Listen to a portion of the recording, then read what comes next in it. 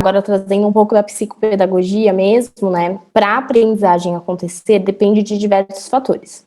Vou trazer 3 deles aqui. O cognitivo, que é, de fato, a capacidade de atenção, de memória, de essa parte mais da inteligência, que a gente diz, que existe o ambiente que essa criança está, então o ambiente que ela está inserido tem que estar favorável para a aprendizagem, e o emocional. São basicamente esses 3 pilares. Se um deles não está muito bom, com certeza a aprendizagem não vai acontecer plenamente.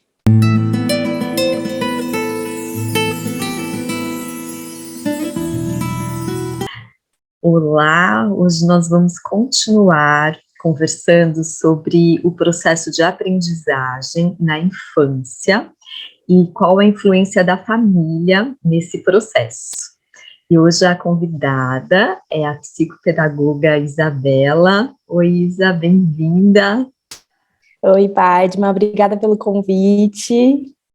Muito obrigada também por você ter aceito, né, trazer um pouquinho da sua experiência. Então, você trabalha com crianças que têm problemas de aprendizagem. Seu dia a dia, então, é isso, né, Isa? Eu recebo uma demanda muito alta de crianças, tanto com dificuldades de aprendizagem, que aí pode ser por fatores momentâneos, então algo aconteceu e essa criança está com dificuldade apenas, e eu recebo também bastante criança com transtornos de aprendizagem, então é algo que é neurobiológico, né, é algo que precisa de fato de um tratamento e precisa de fato de um olhar mais cuidadoso, porque não é ali só momentâneo, é algo que vai ficar na vida dessa criança e quando ficar adolescente por um tempo. Isso é como saber, então, quando que é um problema, quando é um transtorno, porque vem muito da parte emocional, mas às vezes é algo biológico. Então, como que um pai e uma mãe pode identificar isso? Padma, olha, tem alguns jeitos de identificar. O jeito mais seguro é sempre procurando ou um psicopedagogo ou um neuropsicólogo que faça uma avaliação. Porque quando é apenas uma dificuldade, a gente sempre vai pegando o histórico da criança. Então, por exemplo, vamos dizer de um transtorno específico, que é a dislexia, que é um transtorno de leitura e escrita, por exemplo. Quando é só uma dificuldade, a criança está no 5º ano e está com muita dificuldade na leitura e na escrita. Mas aí você pergunta, mas como que foi o processo de alfabetização? Ah, não, ele alfabetizou normal. Aí na educação infantil, ele conseguia identificar rimas, ele conseguia identificar os sons das palavras, ele conseguia, a alfabetização foi normal. E no 5º ano, depois de algum evento, por exemplo, no falecimento de alguém próximo, ele começou a ter dificuldades, aí a gente fala, opa, pera, pode ser apenas uma dificuldade. E aí, segundo o manual de transtornos, a gente precisa sempre fazer intervenção quando há suspeita de transtorno durante 6 meses, porque é aí que a gente vai ver se é apenas uma dificuldade ou se sim é um transtorno. E a gente vê isso pela persistência dos sintomas. Então, uma criança com dificuldade de leitura e escrita, a gente avaliou, acha que é uma dificuldade, mas tem risco para transtorno. Faz uma intervenção ali bem focadinha durante 6 meses, e depois de 6 meses essa criança passa por uma nova avaliação. Se ela estiver totalmente zerada dos sintomas, aí era apenas uma dificuldade. Agora, se ela tiver persistência nos sintomas, aí a gente está falando de um transtorno. Bem interessante. E eu vejo, às vezes, muitos pais, assim, por falta de conhecimento mesmo, às vezes prejudicando o filho, sem saber. Lógico que pai e mãe sempre quer dar o melhor, quer que o filho... Nós somos passarinhos aqui passando, cantando. Então, os pais sempre querem dar o melhor para os filhos, oferecer. Mas como é importante, né, entender o que está acontecendo com a criança, porque às vezes a criança está levando bronca, está levando castigo, e pode ser que é algo biológico ou algo muito sério emocional acontecendo. E aí a briga, o castigo não vai adiantar, não vai ajudar. Se você, pai, mãe, está assistindo aqui agora, não vai ajudar o seu filho a ter um bom desempenho escolar. Você percebe isso nas crianças que chegam até você? Como que é isso no dia a dia? Muito, Padma, com frequência. Assim, a primeira coisa que a gente pensa quando a gente está tratando desse contexto familiar é que quando a gente trata de transtorno, geralmente eles são genéticos. Então, muitas vezes, os próprios pais se identificam com essas dificuldades do filho. Isso é muito comum. Então, a gente chega lá, o pai fala, ele tem muita dificuldade de leitura e escrita, só que pela cobrança, por eles terem sido muito cobrados na infância deles e não olharem para isso, quando eles chegam na clínica, o que eles cobram das crianças, né? Principalmente o público que eu atendo, que a maioria é de escola particular, cobram as notas. E aí não chegam as notas, eles entram naquele ciclo, mas esse menino tem que estudar, porque eu tô pagando caro nessa escola, e ele não estuda, e não sei o que, eu já falei para ele, desse jeito ele não vai ser ninguém na vida. E aí a criança já vem muitas vezes, ela tem um transtorno, mas ela já vem com essa crença de que não vai adiantar eu estudar, não vai adiantar eu fazer nada. E muitas vezes, Padma, de fato, é uma crença que, pelo transtorno, acaba sendo até verídica, no sentido de, sem ajuda, ela de fato não vai conseguir estudar. Só que a gente precisa ter esse olhar de que, poxa, um transtorno, isso significa que ela nunca vai conseguir aprender? Não, ela vai conseguir aprender, mas ela precisa de um olhar especialista diante daquelas dificuldades, e não apenas ser levado porque essas crianças são rotuladas como preguiçosas, rotuladas como alguém que não querem nada na vida, que só querem brincar, e que, porque para o videogame tem atenção, mas na hora de estudar não tem atenção. Claro que não tem atenção, pega bem o calcanhar de Aquiles dele, é ali que está a dificuldade. No videogame, fora que tem uma recompensa imediata, mas no videogame ele não tem dificuldade, está tudo bem, ele não precisa ler e escrever para isso, né? E a gente tem uma cartela de transtornos de aprendizagem, né? Como transtorno específico da matemática, transtorno específico da caligrafia, da leitura e da escrita, e às vezes é algum outro transtorno que impacta na aprendizagem. Então, isso, os pais têm que estar atentos para o que está acontecendo. E, claro, né, um ambiente familiar que entende esses transtornos e que é acolhedor nesses transtornos e que vai atrás de ajuda, muda totalmente, porque aí essa criança vai crescendo sempre com a crença de que não adianta eu estudar porque não vai dar certo, e isso só vai potencializando dificuldades que ela tem, porque ela já tem essa dificuldade. Mas quanto mais ela acredita que ela não é capaz, isso só vai agravando, de fato, ali o que ela tá, a dificuldade dela. Então, se ela tem dificuldade de leitura e escrita, ela chega, sei lá, para ler um livro, ela nem se interessa para ler, porque ela já sabe que ela tem dificuldade. E os pais têm certeza que ela não é capaz. E, portanto, ela tem certeza que ela não é capaz. E aí vai virando um ciclo, né? Isso é bem comum na clínica. E isso é muito triste, né? Porque é um tratamento que não acontece, é uma possibilidade de cura que é desperdiçada por falta de conhecimento, e fora o sofrimento que isso traz na infância, na adolescência e depois na vida adulta, porque essa autoimagem, tendo esse histórico, acaba sendo uma autoimagem distorcida, como de uma incapacidade. E, na verdade, só foi uma falta de conhecimento que não buscou o recurso certo para poder curar. Exatamente. E os pais acabam cobrando de uma maneira não culpando os pais. A gente sempre fala esse discurso lá na clínica, não somos ninguém para culpar ninguém, somos alguém só apenas para levar informação. Porque com informação, essas crenças vão diminuindo. Então, que a gente sempre fala para os pais, vai sempre fazendo uma coisa chamada psicoeducação. Isso é muito importante para os pais, porque eles muitas vezes não sabem dos transtornos, né? Isso é uma coisa nova, assim, que se fala mais disso, há poucos anos, sobre esses transtornos de fato. Então é uma coisa nova para os pais, então eles têm que desconstruir tudo aquilo que para eles foi preguiça, porque geralmente esses pais, como eu disse, também tiveram dificuldades, tudo isso que, mas eu tive que ralar para conseguir. Mas hoje em dia, olha como eu tô, hoje em dia eu consegui. Poxa, mas conseguiu a que custo? A custo de quanto sofrimento? É isso que você quer para o teu filho? Que ele consiga também, mas a custo de todo esse sofrimento que você teve que passar? E eu acho que é isso que os pais vão agravando um pouco na parte emocional. E aí, Padma, tem os dois tipos de pais. Tem aqueles pais punitivos e que pegam e que, olha, ele tem que estudar mesmo, e não sei o que, nananã, e aí bota de castigo, tira nota baixa, bota de castigo, que é um perfil bem punitivo mesmo. E tem aqueles pais também, que também é outro lado que não ajuda, que são muito permissivos.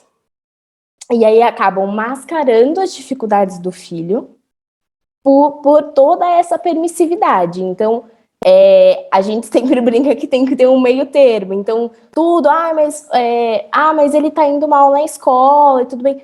Mas tá tudo bem, ele vai ter o tempo dele. E aí a criança vai sofrendo, né, de esperar o tempo, porque tem um tempo mesmo da criança, mas a gente sempre tem que estar observando a que ponto que esse tempo, quanto que esse tempo está durando.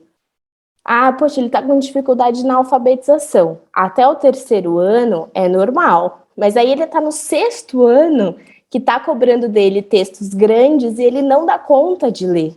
Por quê? Porque a gente está esperando o tempo dele. Só que aí você coloca numa escola que exige que ele leia textos grandes. E aí ele começa a sofrer, porque aí, de novo, mesmo o pai não falando, você é preguiçoso e tudo mais, está reforçando uma crença de incapacidade. Porque ele também está se sentindo incapaz. Porque os amigos estão lendo textos grandes e ele não.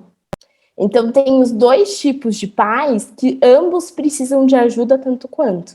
Tanto aquele que vai deixando passar e não vai percebendo, e tanto aquele que também, mas ele vai ficar de castigo e não sei o que, e tal. E faz todo aquele alvoroço pro menino que só tem uma dificuldade mesmo ou algum transtorno ali envolvido. Então, isso é bem interessante, né? Então, papai, mamãe, você que está assistindo, eu acho que é muito bom ter essas reflexões, esses conhecimentos.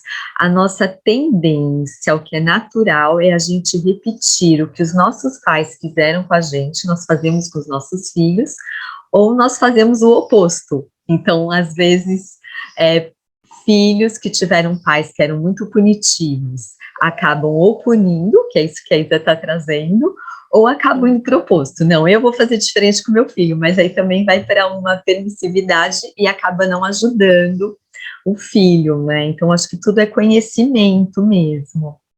E uma coisa que eu também gostaria de trazer aqui, que eu sempre converso com os pais, porque eu já atendi criança, não sei se eu já te contei, Isa, durante um bom tempo, logo que eu me formei, fiquei bastante tempo mesmo, só que aí eu percebi, chegou um momento que eu falei, não, eu vou ser mais útil atendendo os pais do que as crianças.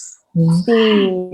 E até aqui também, assim, eu tenho muito carinho quando eu atendo pai, quando eu atendo mãe, porque eu sou mãe, eu sei como não é fácil, por mais que a gente tente dar o nosso melhor, nós temos as nossas feridas, as nossas ignorâncias. Mesmo eu, uma profissional da área, errei bastante com a minha filha, porque humanidade faz parte, né? E que tá tudo bem, né, Padma? É a vida, mas desde que a gente possa estar olhando isso e transformando e acolhendo também, não ficar assim, eu vou errar e tudo bem, é a vida. E tá tudo bem para sempre, né? Então, com esse autoacolhimento, com esse respeito, com essa noção, mas a gente vai olhando e vamos nos transformando com carinho. Mas uma coisa assim que eu percebo muitas vezes, e que hoje eu converso com os pais, é quando eles começam a falar mal dos filhos, que os filhos estão preguiçosos na escola, que não estão se empenhando. Então, eu sinto, né, a primeira coisa é ver mesmo, trazer tudo isso que você está trazendo, são transtornos, é algo emocional, e eu acho que uma reflexão boa que eu sempre trago nos atendimentos é: papai e mamãe, se você se separou, se morreu alguém, se você brigou com alguém, vocês conseguem ter o mesmo rendimento profissional, olhando com sinceridade, você consegue estar bem? E muitas vezes eu vejo pai e mãe exigindo a mesma performance escolar do filho para um adolescente, para uma criança que passou por luto, onde às vezes os pais se separaram, os pais estão brigando, os pais estão com dificuldade financeira. Isso vai chegar na aprendizagem, não tem como. Você percebe isso também, Isa? Percebo, Padma, muito. O que eu percebo, agora trazendo um pouco da psicopedagogia mesmo, né, para a aprendizagem acontecer, depende de diversos fatores. Vou trazer 3 deles aqui. O cognitivo, que é, de fato, a capacidade de atenção, de memória, de essa parte mais da inteligência, que a gente diz, que essa parte da inteligência acabou que algumas pessoas interpretam mal, mas tem alguns âmbitos da inteligência que precisam ser olhados e precisam ver se estão preservados. Existe o ambiente que essa criança está, então o ambiente que ela está inserido tem que estar favorável para a aprendizagem, e o emocional. São basicamente esses 3 pilares. Se um deles não está muito bom, com certeza a aprendizagem não vai acontecer plenamente. E eu acho que trazer, Padma, esse olhar que você está dizendo de, poxa, olha para você, quando você tá assim, você consegue render? Não, a gente não consegue render. E a criança também não consegue render. Ah, mas a gente tem essa visão, né? Ah, mas é a obrigação dela, é a única coisa que ela faz. Poxa, mas espera, é a única coisa que ela faz, mas ela também está passando por um processo. Ela também está vivendo essa fase emocional que toda a família está vivendo, né? Muitas vezes acontece, sei lá, alguma coisa dentro de casa mesmo, está acontecendo muita briga em casa e a criança, coitada, ela não sabe interpretar isso de uma maneira, pera, calma. Ah, tá, os meus pais estão brigando, mas eu vou separar isso e vou focar em aprender. Não, isso é uma coisa que nem nós adultos conseguimos, e quando conseguimos é uma vitória, quando a gente consegue separar algumas coisas, as crianças, então, não conseguem. A gente costuma dizer muito assim, né, na neurociência, essas partes de tomada de decisão e tudo, tá muito pelo córtex pré-frontal, né, é ele que manda. E nós somos os animais, digamos assim, que quando a gente nasce, a gente ainda continua evoluindo. Então, o nosso cérebro, quando a gente nasce, essa parte pré-frontal é a última a amadurecer. Então, ela é a grande responsável por isso, de calma, não, eu vou separar aqui as coisas e tudo mais. Ela vai amadurecer perto dos 20, 24 anos. Agora você imagina, nós adultos com o cérebro formado temos dificuldade em separar. Imagina as crianças que nem estão com o cérebro maduro o suficiente para separar as coisas. De fato, é algo muito difícil. Não tem como cobrar a performance da criança considerando fatores emocionais. Assim, de fato. Agora, claro, precisa de uma rede de apoio, né? Ela precisa de uma rede de apoio. Então, tanto profissionais que podem estar atendendo essa criança por um período para ajudá-la, então pode ser, nem precisa ser com psicopedagogos, mas às vezes uma aula de reforço só para ela ter um momento ali particular de ajuda, se a gente está falando de uma dificuldade, né, de algo momentâneo. A escola também pode estar colaborando nesse processo, então comunicar à escola o que está acontecendo, se é uma escola parceira, pode ajudar. E em casa também fazer o possível para que aquele problema já não afete tanto. Vai afetar, não tem como, mas fazer o possível para que ela consiga manter algumas rotinas, para que ela consiga manter algumas coisas, para que ela consiga pelo menos ter uma performance ali mediana, para ela não se prejudicar tanto, mas que vai afetar, vai, né, Padre? Mas isso é importante os pais terem consciência, porque aí senão vira uma bola de neve, né? Já estão com um problema em casa, mais a cobrança do filho, né? Exato. E ver assim que a criança ela entende tudo o que está acontecendo na casa. E o objetivo da criança é ver o pai e a mãe felizes. A criança, ela ama loucamente o pai, ama loucamente a mãe, e ela sofre quando ela percebe que os pais não estão felizes. Então, ela vai tentar funcionar para isso. E então, às vezes, o seu filho está tendo um mau rendimento escolar, é porque a inteligência que ele teria para aproveitar na escola pode ser que ele esteja usando para tentar te fazer feliz. Então, é bom, né, ampliar essa visão. É importantíssimo, Padma, é importantíssimo. E uma coisa que a gente sempre fala para os pais, né, expectativa. Os pais, no fim, as escolas acabam cobrando muito nota das crianças, o nosso sistema escolar. No fim, o que vale é a nota.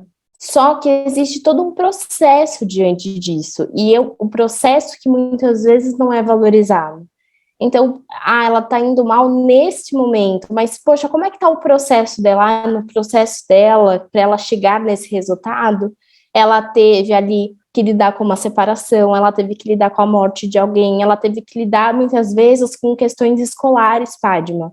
Às vezes, um amiguinho que falou dela, e aí lá na escola, o ambiente não está colaborando ali para o aprendizado, porque tem um amiguinho que falou dela e aí ela sentiu isso, e aí o ambiente escolar não está colaborando, e a gente não está considerando o processo, só está considerando o resultado final. E aí, enfim, a gente acaba cobrando e criando uma expectativa de coisas que a gente poderia estar valorizando mais o processo ao invés da nota final, né? Exatamente. Então, papai e mamãe, nós estamos aqui torcendo que você, com muito carinho com você, também não entrar na autoacusação, na autocondenação, mas que você possa ampliar os seus conhecimentos do que está acontecendo com o seu filho, e repetindo, não é castigo, não é bronca que vai mudar esse processo, porque provavelmente, se ele está com dificuldades, ele está precisando de ajuda. E existem ótimos profissionais, como a Isa, para poder estar ajudando os seus filhos. Com certeza, busque ajuda, tanto para o seu filho, quanto muitas vezes para você, né? Como o Padma mesmo disse, às vezes a gente está precisando ou de terapia, ou de orientação parental, é importante que a gente busque ajuda. Sim.